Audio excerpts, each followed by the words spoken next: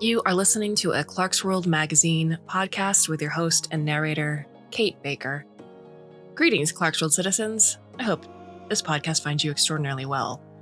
I hope that you have enjoyed all of the April stories thus far. We have this and 2 others left for the month. And then we move on to May.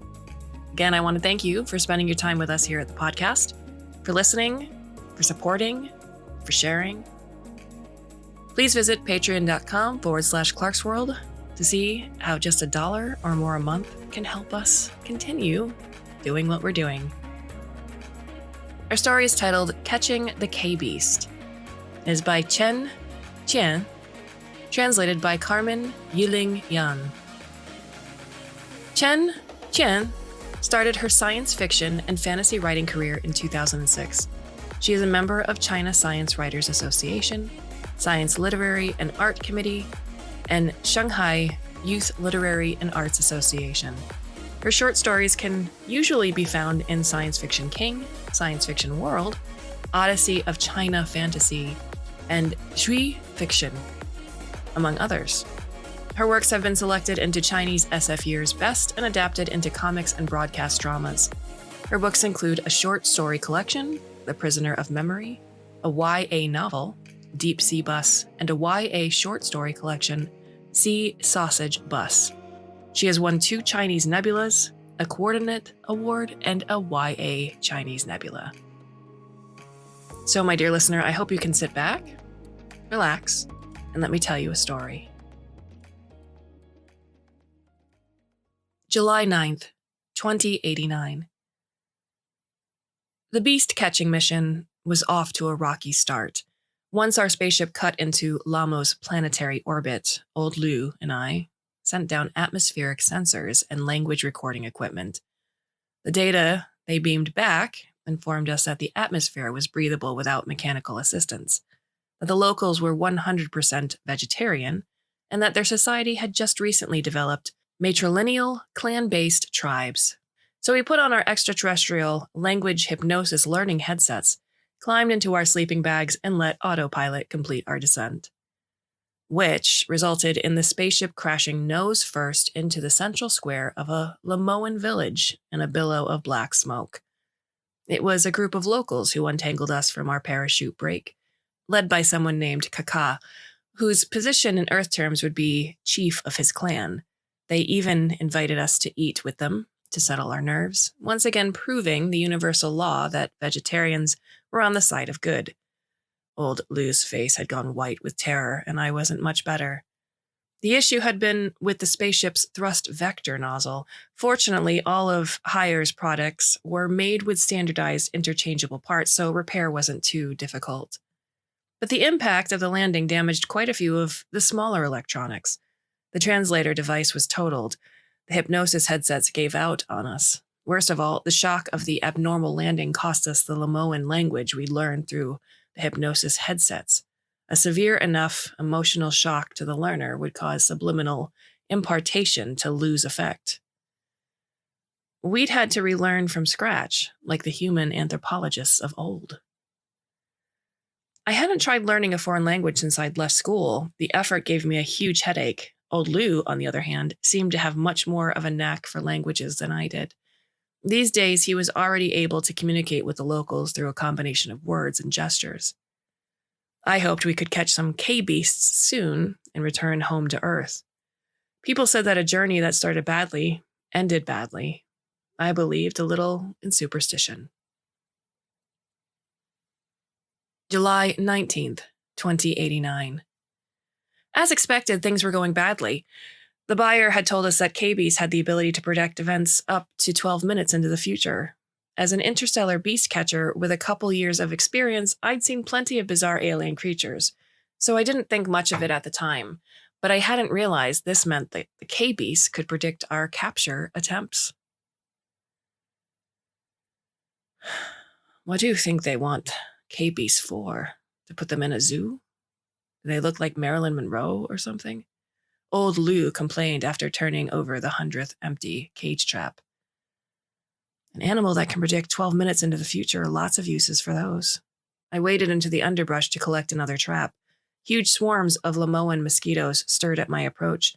Looking at their bodies shaped like little bomber planes, I was glad my blood wasn't to the taste of these extraterrestrial vampires. For example, you can bring one with you as a bodyguard. If someone's trying to snipe you from the shadows, it'll call out a warning. Or you can train one like Pavlov's dogs, so that it'll drool if it senses that stocks are going to go down. We should secretly keep one behind for ourselves then. We'd be rich. First, we'll have to catch any K-beasts at all, pal. Use your brain and come up with something. It's not long until the delivery date. Our original plan was simple. We just needed to lay out a feast laced with sleeping pills that took more than 12 minutes to take effect, and we'd be able to catch some easy. But once they ate the bait, they grew unusually wary, and all of them hid away in concealed locations to snooze. K-beasts regarded ploys, traps, and tranquilizer darts with equal contempt.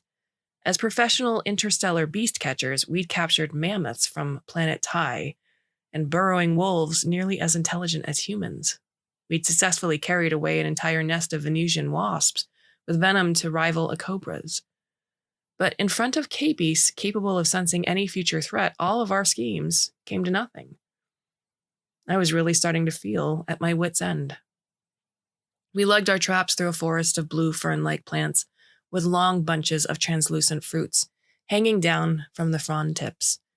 A small team of Lamoans carrying baskets was approaching, led by Kaka. We were already on familiar terms. Diligent laborers are admirable. Would you like one? Kaka handed me the largest fern fruit in his basket. Thanks.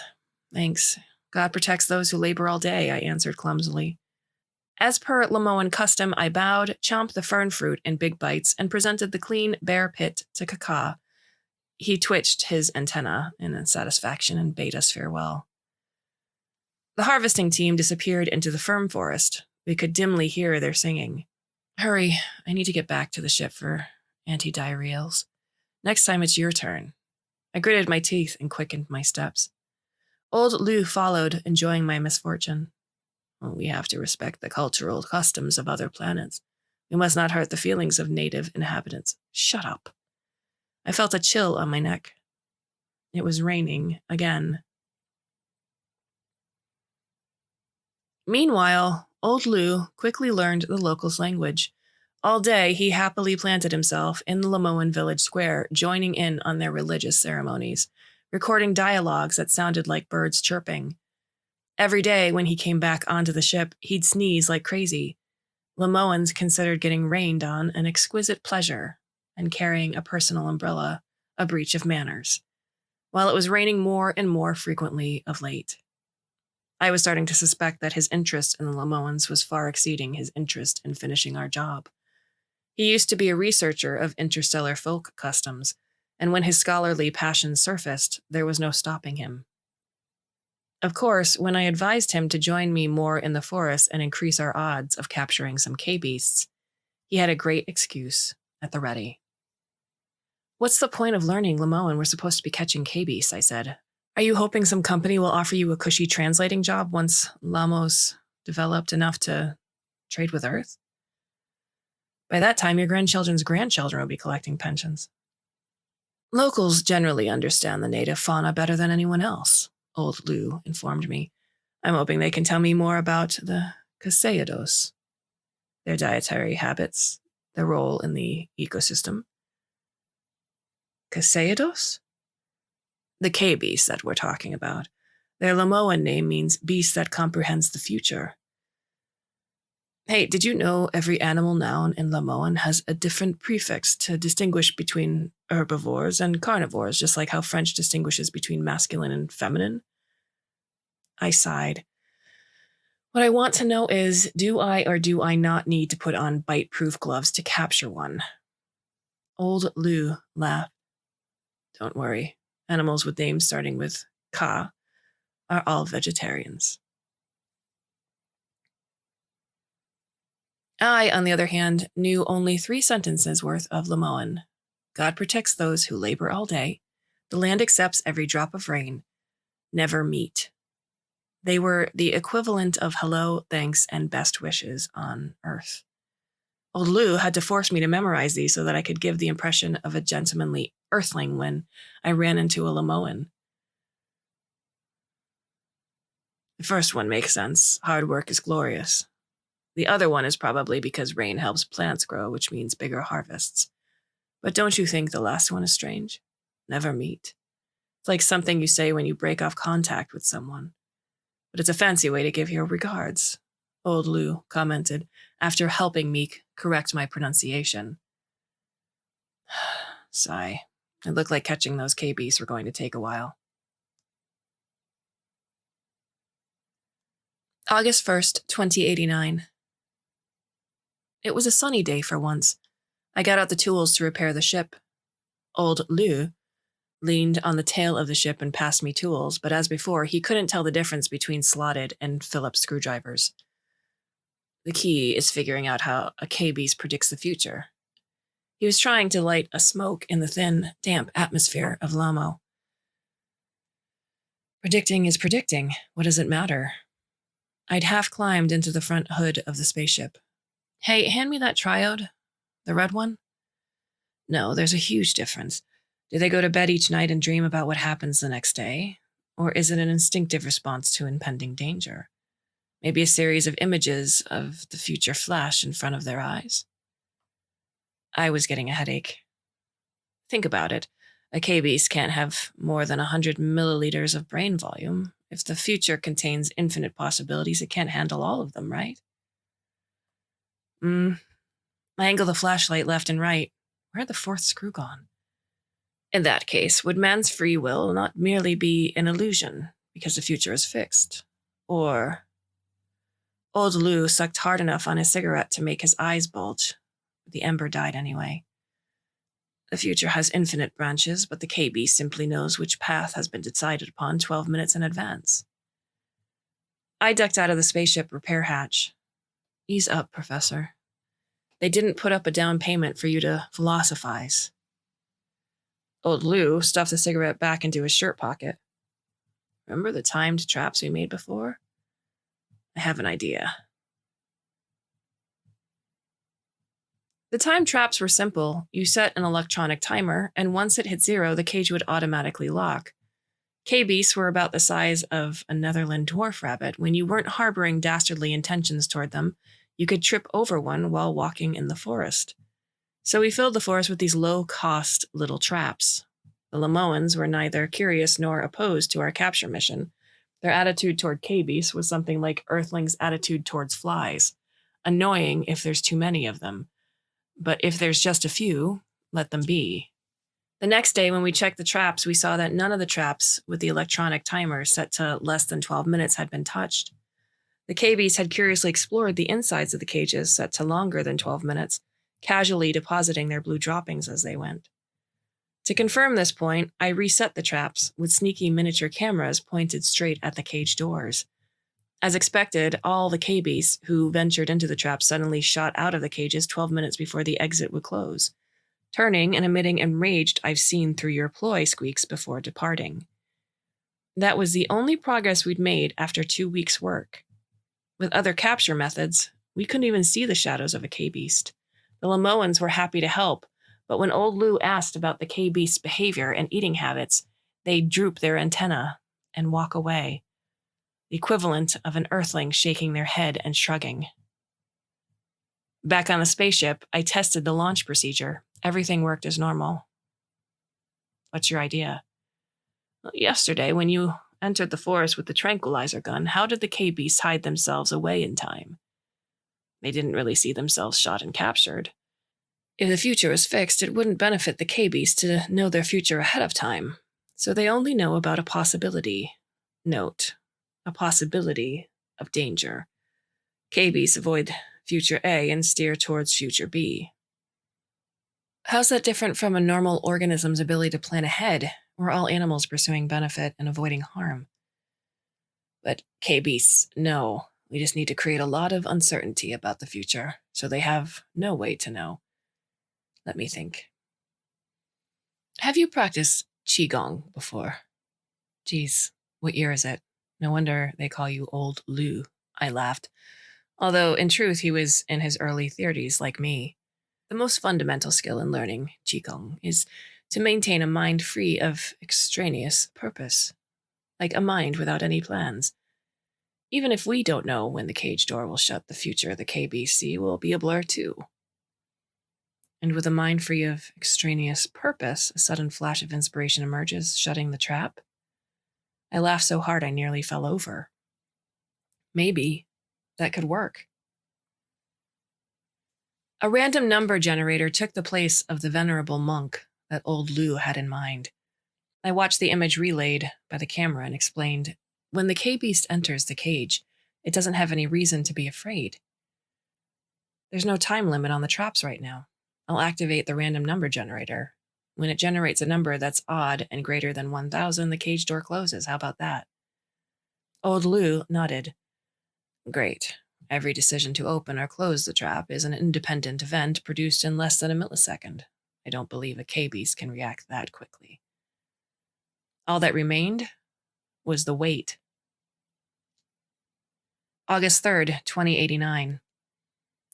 Lamo was a less massive planet than Earth, which made for especially big raindrops. They pinged and clattered against the ship's hull like a spray of bullets. What have you been discussing with the Lamoans lately? I propped my feet up on the control panel. On 9 display screens, the fern fronds waved, the river rose, and the hymns of praise carried from the Lamoan village. They're preparing for the arrival of the rainy season. Storing food? And making the next generation. Old Lu winked at me. The rainy season is when the Lamoans reproduce. Haven't you felt the love in the air in the village lately? I vaguely remembered seeing several pairs of Lamoan youths beating each other bloody. Duels for affection? Oh, right. Fun fact, you know what they thought of our spaceship landing that day? Old Lu laughed. Black smoke is associated with demons. That's why they have had you eat fern fruit every time we meet. It's taken from the altar and used to dispel demons. You spend all day in the village. How many of those have they stuffed you with? Strangely, they never invite me to eat them. Old Lu grew even more smug. Maybe it's because I regularly attend their sacred ceremonies. I grunted. Strange. I just think it's unfair. Rain dripped. The display screens still weren't showing any sign of activity. My head grew heavier and heavier. Hey, we caught them. Old Lu gave me a sudden shove and charged outside. I looked up. Almost every trap held a loudly squeaking K-Beast. It worked.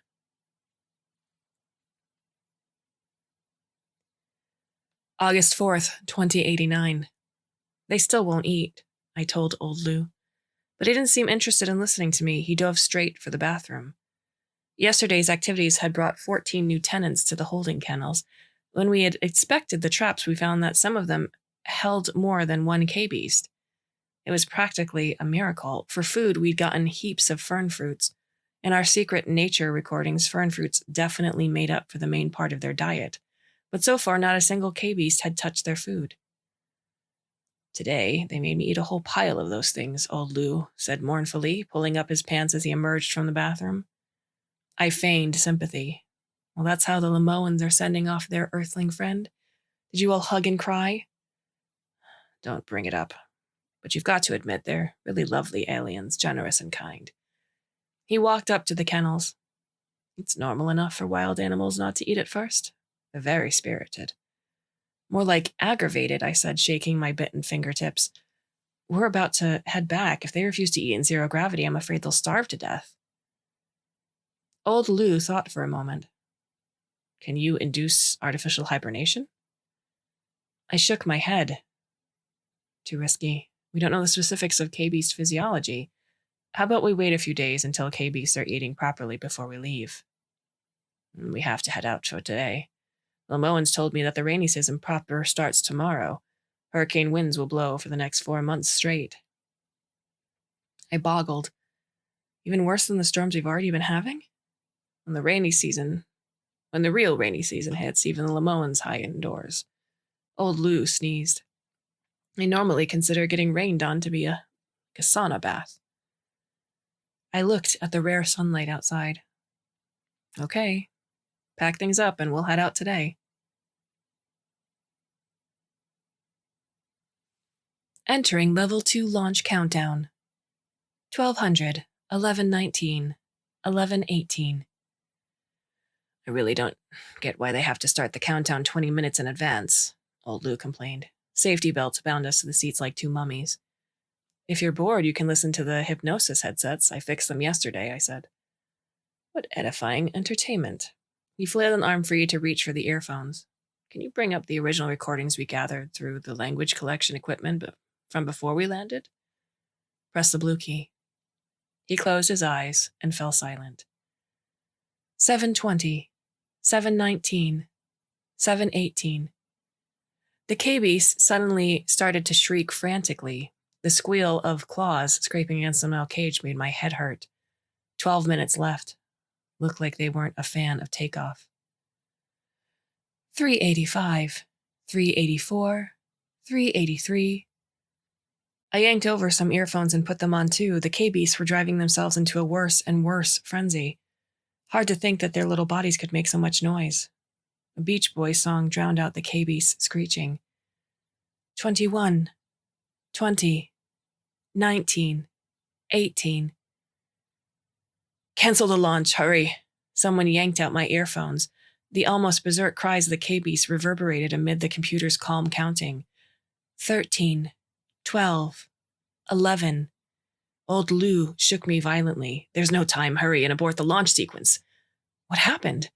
I tried to struggle free of the safety belts. He turned to the control panel. Which key? 9, 8, 7. Which key? He was close to tears. Right side, the long green one, I answered. Just what is 4, 3, 2. Launch sequence emergency aborted. Repeat, launch sequence emergency aborted. Old Lou plopped butt first onto the floor looking dazed. Then he started to laugh. We were 1 second away. You have no idea we were 1 second away. I'd finally wormed free of the safety belts. Confused, I said, just what was going on? We dodged death. He was laughing so hard he was crying. Lord in heaven, I sighed, after digging out a dozen or so fern fruits from the spaceship exhaust pipes. Jam-packed in there. Do you still think they're generous and kind? Maybe too kind, said old Lou, shaking his head. I realized when I heard them calling the K-beast Masayados recording. Sorry, can you please explain in human language? I said, rolling my eyes. When we landed, Lamo was still in the tail end of the first rainy season. Their conversations were full of gendered words. But in the 2 weeks I talked with them, those prefixes had all disappeared, leaving only the bare root words. You said earlier that the rainy season is when the Lamoans reproduce. I was starting to understand. Not just the Lamoans, the K-beast too. And the K-beast rainy season name is Masiedos. Ma representing a scavenger. Scavenger? I felt a wave of disgust. They eat corpses? It's common for animals to change their eating habits during their reproductive season. Old Lou found a half of a cigarette from his shirt pocket. They also have powers of precognition. Reconsidered the question of the 12-minute time limit. K-beasts know what they'll know 12 minutes into the future. That means there's no range on the limit of their precognition, just that the future they see will grow more and more uncertain. I wasn't sure what knowing what they'll know 12 minutes in the future meant. Imagine, you've aimed a spyglass at a mountaintop 12 kilometers away and can see everything. And that mountain has another spyglass atop it. And so through it, you can see the view 24 kilometers away. So on and so forth. It's just that the quality of the image will steadily decrease. He snapped off the front end of the cigarette. What happened? It's all wet. Or you can use a game of telephone as an example. No need. No need. The analogy may be terrible, but I get it, I said hurriedly. Now, I know the meaning behind that phrase, never meet. If a Lamoan meets a K-beast in the rainy season, it means they'll die soon. To them, a K-beast is the ultimate inauspicious animal, a harbinger of death.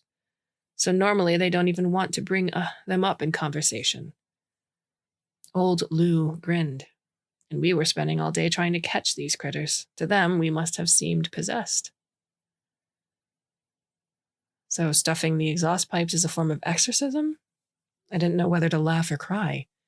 He shrugged. It's our fault for spewing that much black smoke when we landed. The Lamoans must have thought the demons lived in the exhaust pipe. I walked in a circuit around the ship. There shouldn't be any more problems, right? They couldn't have drawn magic spells on the circuit boards. I'll let the computer run the countdown again. If the K-beasts don't go nuts at 720 seconds, we're safe. Old Lou gazed out the porthole. I followed his gaze. Dark clouds were gathering on the horizon. 7:23, 7:22, 7:21, 7:20, 7:19. The K-beasts were silent as if sleeping. I let go of a breath. Suddenly a thought struck me. Old Lou. What? The random number generator wasn't how we caught the K-beasts. They let themselves be caught because they knew we were going to die. So you just realized. Even though I couldn't move in the straps, I could still sense the smug expression on his face. The Lamoans plugged the exhaust pipes because we'd caught the K-beasts, which nearly caused us to die, but the K-beasts let themselves be trapped because we were going to die. Hey, but which is the cause and which is the effect? Ease up, Professor. They didn't put down payment for you to philosophize. This time, I'd handed old Lou a great opportunity to make fun of me. 78, 77, 76. 3, 2, 1. Take off. Outside the porthole, planet Lamo receded, becoming one speck amid the stars. Hang on. I had a new question. If the K-beasts knew the spaceship was going to explode, why would they let themselves be trapped aboard it? You might as well ask why salmon migrate back upstream. Old Lou unbuckled his straps and floated up.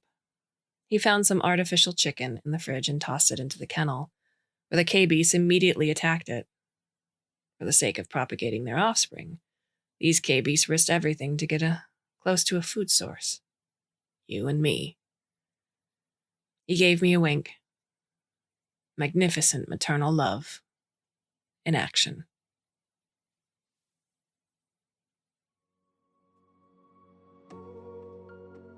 This story was originally published in Chinese in Science Fiction King, December 2017. Translated and published in partnership with Storycom. What are your thoughts on the story?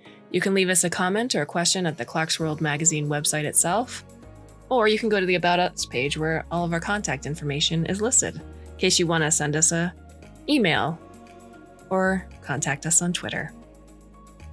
We have a few more short stories left for the month of April, and then May brings a whole new slate. I hope you will join us then, and thank you for spending your time with us. Until then, I bid you a very fond and warm and hopefully very temporary farewell.